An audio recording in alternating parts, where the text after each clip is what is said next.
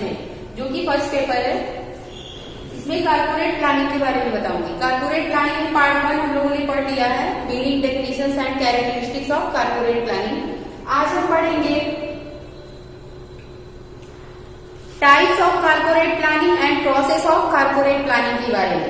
Types of corporate planning में ही strategy formulation है, उसके बारे में भी जानेंगे।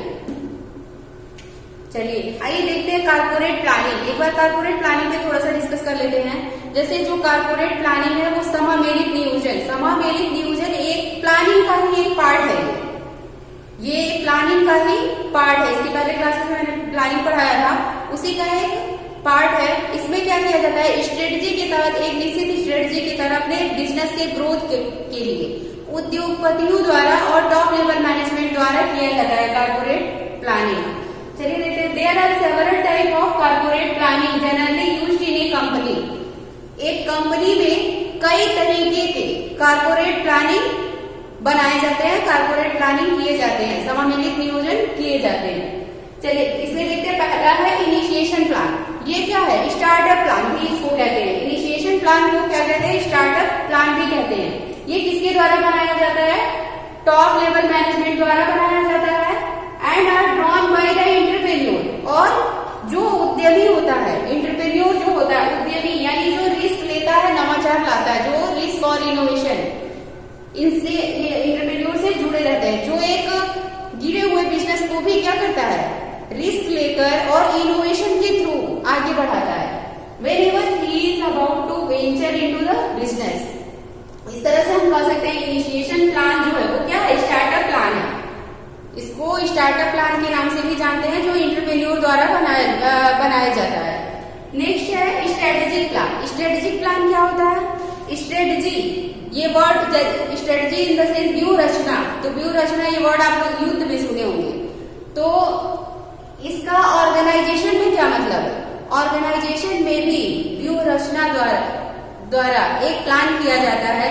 यानी इस तरह के प्लान में क्या किया जाता है, जैसे अगर प्रोडक्ट का सेल्स कम हो गया तो उस सेल्स को हाई करने के लिए जो टॉप लेवल मैनेजमेंट है वो क्या बनाता है, स्ट्रेटजी बनाता है, रणनीति बनाता है।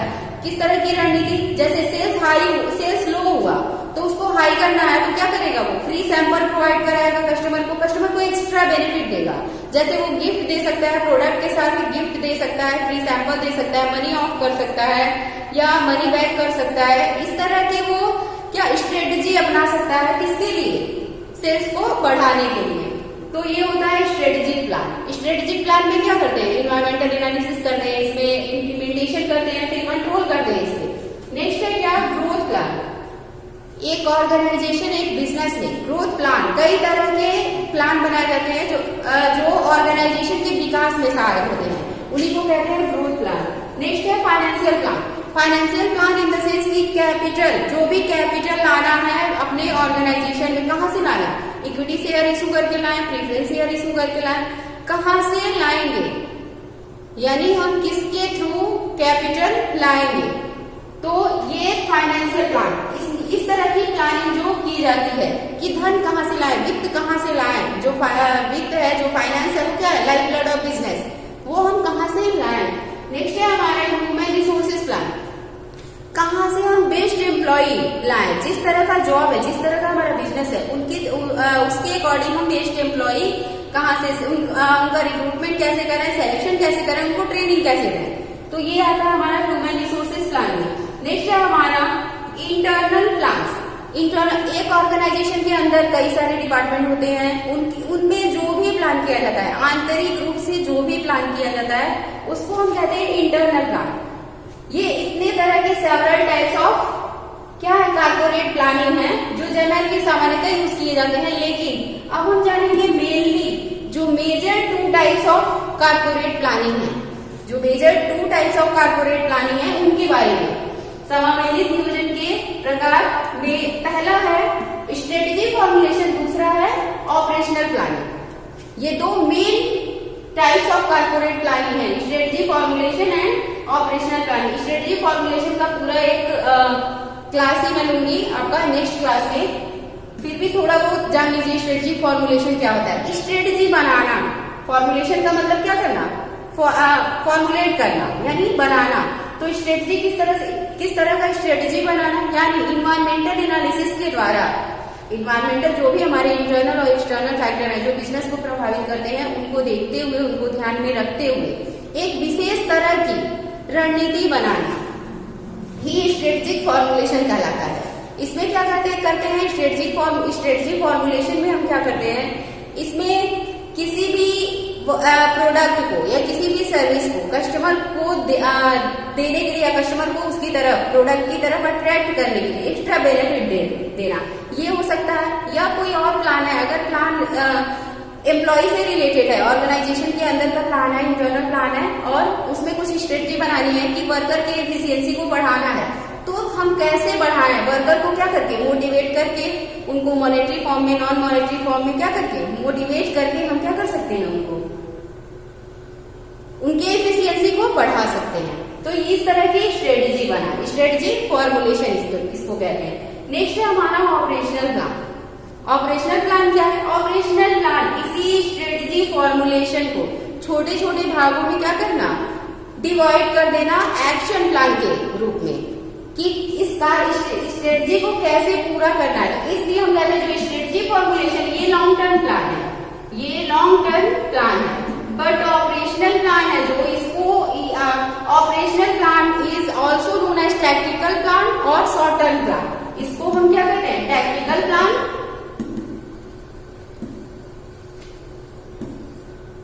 और शॉर्ट टर्म प्लान भी कह सकते हैं इसको। इसमें क्या होता है, जो छोटे छोटे प्लान बनाए जाते हैं स्ट्रेटेजी फॉर्मुलेशन के अकॉर्डिंग, ऑर्गेनाइजेशन के गोल को देखते हुए, जो कॉर्पोरेट प्लानिंग है इसमें स्ट्रेटेजी फॉर्मुलेशन होता है। और इस स्ट्रेटेजी फॉर्मुलेशन में इसमें क्या इन्वॉल्व होता है, स्ट्रेटेजी फॉर्मुलेशन को ही छोटे छोटे भागों में क्या करते हैं, एक्शन प्लान के रूप में डिवाइड कर देते हैं। यही क्या कहता है ऑपरेशनल। ऑपरेशन का मतलब है आपको समझ में आएगा, कार्यात्मक नियोजन। कार्यात्मक नियोजन यानी जिस तरह के कार्य होते हैं कॉर्पोरेट प्लानिंग में, यानी एक निगम से संबंधित जो भी प्लानिंग किए जा रहे हैं उसमें जितने भी छोटे छोटे कार्य होते हैं उन्हीं को हम कहते हैं क्या, ऑपरेशनल प्लानिंग। चलिए नेक्स्ट आते हैं हम प्रोसेस ऑफ प्लानिंग के बारे में।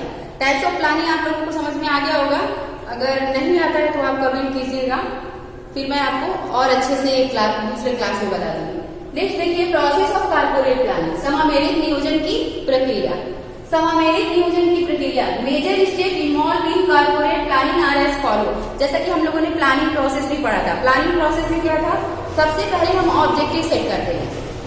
ऑब्जेक्टिव ये सेट करते हैं कि हम क्या मेरा उद्देश्य है, यानी जो भी प्लान हम करने जा रहे हैं, किस एरिया में करने जा रहे हैं, उसका मेन उद्देश्य क्या है। मेरे उद्देश्य प्रॉफिट कमाना है, सेल्स बढ़ाना है, या ज्यादा से ज्यादा प्रोडक्ट बेचना है, या कस्टमर को ज्यादा से ज्यादा अट्रैक्ट करना है, किस तरह का हमारा उद्देश्य है, मेन उद्देश्य क्या है।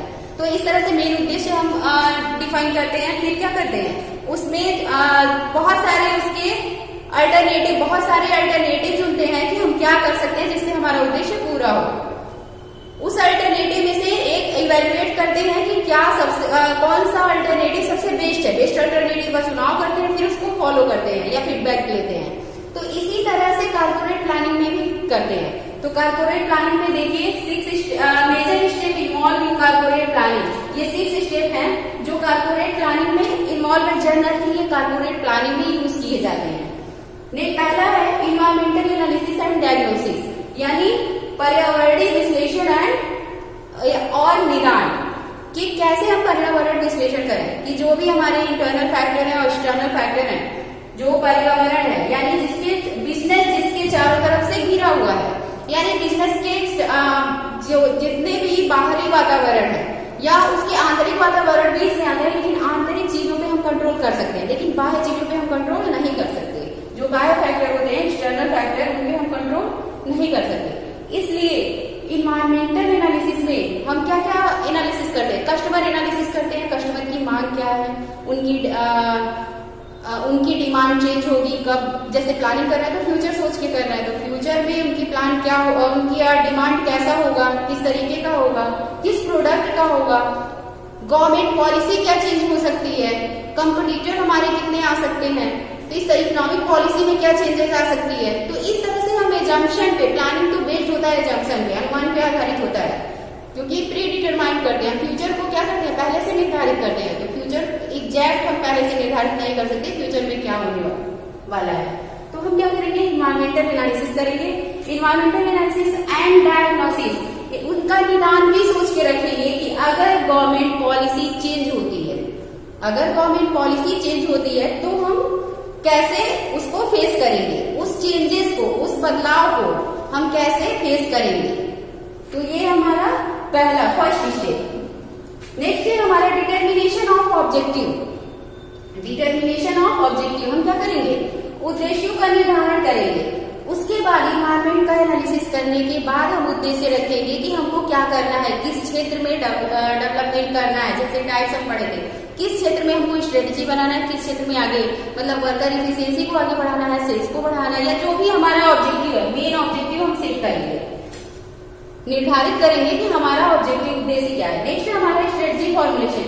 फिर हम क्या करेंगे, स्ट्रेटेजी फॉर्मुलेट करेंगे, अपने उद्देश्य के अकॉर्डिंग स्ट्रेटेजी बनाएंगे कि हम बेस्ट तरीके से कैसे अपने प्लान को सक्सेस कर सकें, आप एक बेस्ट प्लान बना सकें। नेक्स्ट है हमारा डेवलपमेंट ऑफ टैक्टिकल प्लान, यानी डेवलपमेंट ऑफ टैक्टिकल प्लान में क्या करेंगे, इस स्ट्रेटेजिक प्लान को छोटे छोटे प्लान्स में तोड़ेंगे, छोटे छोटे प्लान्स में तोड़ेंगे कि जिसके थ्रू हम काम कर सकें। एक बड़े प्लान को पूरा करने के लिए छोटे छोटे प्लान करना बहुत ही आवश्यक है। छोटे छोटे प्लान के ही द्वारा हम एक बड़े गोल को या बड़े ऑब्जेक्टिव को पा सकते हैं, प्राप्त कर सकते हैं। नेक्स्ट हम देखेंगे इम्प्लीमेंटेशन ऑफ टैक्टिकल प्लान। अब इन छोटे छोटे हमारे ऑब्जेक्टिव हैं, छोटे छोटे हमारे प्लान हैं, उनको हम क्या करेंगे, इम्प्लीमेंट करेंगे, यानी उनको क्या करेंगे, इम्प्लीमेंट करेंगे, आगे बढ़ाएंगे। उनमें जो भी कमियां हैं, उनमें जो भी प्रॉब्लम है, उनमें सुधार करेंगे। इम्प्लीमेंटेशन का मतलब ये, उनमें क्या करेंगे, सुधार करेंगे। जो भी टैक्टिकल, जो भी एक्शन प्लान है, जो भी एक्शन प्लान है, उनको हम क्या करेंगे, उनमें जो भी समस्याएं आ रही है उनमें सुधार करेंगे। सुधार करने के बाद हम उसको फॉलो करेंगे। एट लास्ट हम उसको क्या करेंगे, उस प्लान को फॉलो अप करेंगे। फॉलो करने के बाद जो ये फीडबैक प्रोसेस है, ये फीडबैक प्रोसेस है, लास्ट स्टेज जो छठवां है वो फीडबैक प्रोसेस है। यहाँ इस डायग्राम के माध्यम से हम देख सकते हैं और समझ भी सकते हैं। देखिए, इन्वायरमेंटल एनालिसिस एंड डायग्नोसिस जो फर्स्ट स्टेप है, यहाँ डिटर्मिनेशन ऑफ ऑब्जेक्टिव, यहाँ स्ट्रेटजी फॉर्मुलेट। देखिए मेनली यहाँ 4 स्टेप बताया है, लेकिन इसमें 6 इन्वॉल्व है, कहीं ना कहीं 6 इन्वॉल्व है, क्योंकि पहले हम क्या करते हैं, इन्वायरमेंटल कोई भी बिजनेस, नॉर्मली बिजनेस आपको करना है तो जरूर आप वहाँ का मार्केट एनालिसिस करते हैं कि मार्केट में क्या चल रहा है, क्या है, किस प्रोडक्ट की मांग ज्यादा है, कब किसके कस्टमर ज्यादा आएंगे, और किस बिजनेस को स्टार्ट करने के लिए हमारे पास कितना कैपिटल है, उसके लिए हमारे पास कितनी पूंजी है। तो देखिए स्ट्रेटजी फॉर्मुलेशन डेवलप, पहला स्टेप यही है, प्री प्लानिंग और बैकग्राउंड स्टेप। बैकग्राउंड स्टेप हम यही चेक करते हैं।